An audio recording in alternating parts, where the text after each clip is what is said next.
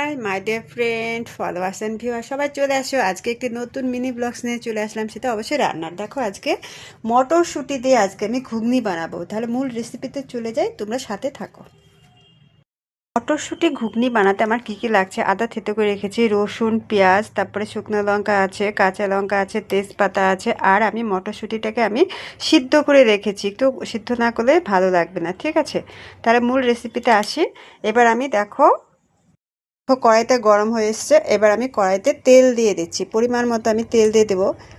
সে tasty এবং heavy সুন্দর recipe হবে। তেলটা গরম হয়ে এসছে, আমি এখন এক এক করে ফোড়নগুলো দিয়ে দেবো। একটু তেজপাতা দিলাম, শুকনো লঙ্কা দিলাম, একটু গোটা জিরাও আমি দেবো। গোটা জিরাও দিয়ে দিচ্ছি।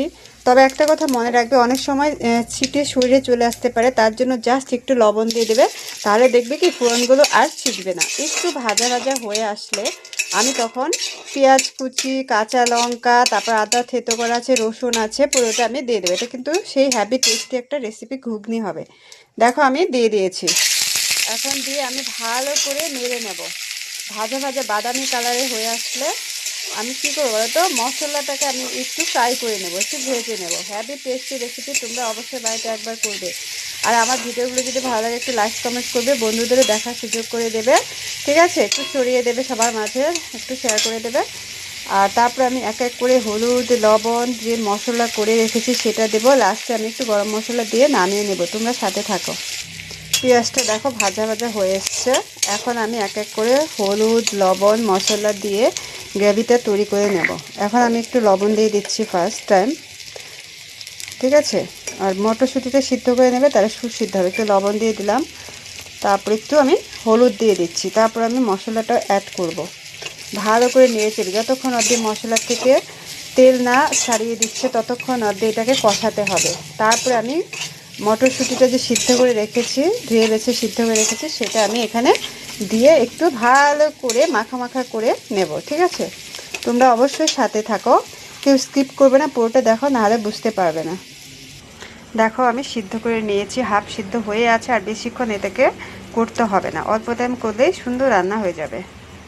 দেখো সামান্য একটু আমি জল অ্যাড করেছি। এখন আমি মশলাটা দিয়ে দেবো, বেটে রাখা এখানে জিরা, তারপরে হচ্ছে লঙ্কা, আদা পেস্ট করে রেখেছি আমি, এটা দিয়ে দিচ্ছি। এখন ভালো করে নিয়ে নেব, কারণ একটু জল না দিলে মশলার সাথে যে আমার গ্রেভিটা সুন্দর হবে না।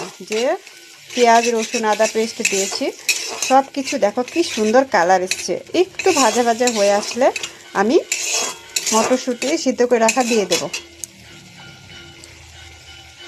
দেখো কি সুন্দর কালার এসছে গো, তোমরাও করবে, দেখে আমার লোভ লেগে যাচ্ছে। তুমি দেখো তেল ছেড়ে দিচ্ছে। রান্নার মেনই হচ্ছে যখন মশলাটা দেখবে কষানো হয়ে গেছে, তখন কিন্তু তেল ছাড়তে শুরু করবে, তখন তোমরা কি করবে, সবজিগুলো দিয়ে দেবে। এখানে আমি যেহেতু ঘুগনি বানাবো, আমি মটরশুঁটিগুলো দিয়ে দিচ্ছি। এবার দেখো কি সুন্দর হবে রান্নাটা, আর হ্যাভি টেস্টি হবে। জাস্ট একটু কালারের জন্য আমি চিনি অ্যাড করব, যারা খাবে দেবে, আর যারা খাবে না তারা দেবে না, কোনো ব্যাপার নেই।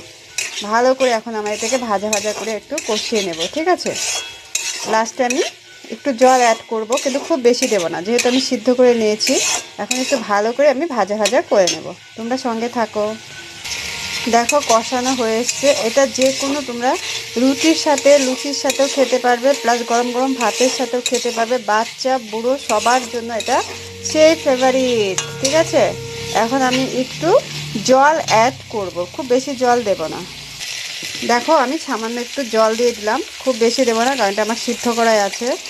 দিয়ে আমি কিছুক্ষণ ঢাকা দিয়ে রাখবো। তারপরে যখন হয়ে আসবে তখন আমি একটু চিনি আর একটু গরম মশলা দিয়ে নামিয়ে নেব। আমার কিন্তু রেসিপি প্রায় কমপ্লিটের পথে। তোমরা এভাবে একসাথে থাকার জন্য, দেখার জন্য অসংখ্য অসংখ্য ধন্যবাদ। থাকো একটু। দেখো আমার ঘুগনি কিন্তু কমপ্লিটের পথে। এখন আমি একটু চিনি অ্যাড করলাম, কালারটা আরও সুন্দর হবে। দেখছো কি হ্যাভি কালার এসছে, হ্যাভি টেস্টি, জিভে জল চলে এসছে। তোমরাও কিন্তু এভাবে একবার অবশ্যই করবে, আর কেমন হয়েছে আমাকে অবশ্যই জানাবে। এবার লাস্ট ফিনিশিং একটু আমি গরম মশলা দেব। গরম মশলা দিয়ে আমি একটু নেড়ে চেড়ে নেব। আমার রেসিপি কিন্তু কমপ্লিট। ভালো লাগলে অবশ্যই লাইক কমেন্ট করো। ভালো থেকো, পাশে থেকো, এভাবে আমাকে ভালোবাসা দিও। Tata, bye bye.